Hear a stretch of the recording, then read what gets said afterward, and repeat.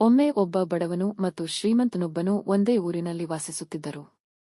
ಬಡವನಿಗೆ ಅತ್ಯಂತ ಸದಾಚಾರಿ ಮತ್ತು ಪರಿಶ್ರಮಿ ಸ್ವಭಾವವಿತ್ತು. ಅವನು ದಿನನಿತ್ಯ ದುಡಿದು ಬದುಕುತ್ತಿದ್ದನು, ಆದರೆ ಹಣ ತುಂಬಾ ಕಡಿಮೆ ಸಿಗುತ್ತಿತ್ತು. ಆದರೆ ಅವನು ಯಾವತ್ತೂ ಧೈರ್ಯ ತೊರೆಯದೆ ತಾನಿದ್ದಷ್ಟರಲ್ಲಿ ಸಂತೋಷವಾಗಿ ಬದುಕುತ್ತಿದ್ದನು. ಅತ್ತ ಮತ್ತೊಂದು ಕಡೆ ಶ್ರೀಮಂತನು ಅಪಾರ ಸೊತ್ತಿನ ಒಡೆಯನಾಗಿದ್ದರೂ ಎಂದಿಗೂ ತೃಪ್ತನಾಗಿರಲಿಲ್ಲ. ಅವನಿಗೆ ಯಾವಾಗಲೂ ಹೆಚ್ಚು ಹೆಚ್ಚು ಸಂಪತ್ತು ಬೇಕು ಎಂಬ ಆಸೆ. ಆದರೆ ಅವನ ಮನಸ್ಸಿಗೆ ಶಾಂತಿಯಿರಲಿಲ್ಲ. ಒಂದು ದಿನ ಶ್ರೀಮಂತನು ಬಡವನ ಮನೆಯನ್ನು ನೋಡಲು ಹೋದ. ಅವನು ನೋಡಿದಾಗ ಬಡವನು ತನ್ನ ಸಣ್ಣ ಮನೆಯ ಮುಂದೆ ಕುಳಿತುಕೊಂಡು ಮಕ್ಕಳೊಂದಿಗೆ ಸಂತೋಷದಿಂದ ಹಾಸ್ಯ ಮಾಡುತ್ತಿದ್ದನು. ಈ ದೃಶ್ಯವನ್ನು ನೋಡಿದ ಶ್ರೀಮಂತನು ಆಶ್ಚರ್ಯಚಕಿತನಾದನು. ಅವನು ಬಡವನನ್ನು ಕೇಳಿದನು, ಶ್ರೀಮಂತ, ನಿನಗೆ ಅಷ್ಟು ಹಣವಿಲ್ಲ, ಆದರೆ ನೀನು ಹೇಗೆ ಇಷ್ಟು ಸಂತೋಷವಾಗಿರಬಲ್ಲೆ?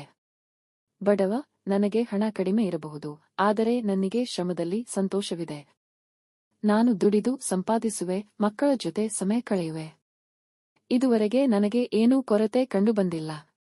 ಶ್ರೀಮಂತನು ತಾನು ಎಷ್ಟೇ ಸಂಪತ್ತು ಹೊಂದಿದ್ದರೂ ತನ್ನ ಮನಸ್ಸಿಗೆ ಏಕೆ ಶಾಂತಿಯಿಲ್ಲ ಎಂಬುದನ್ನು ಆಲೋಚಿಸಲಾರಂಭಿಸಿದನು.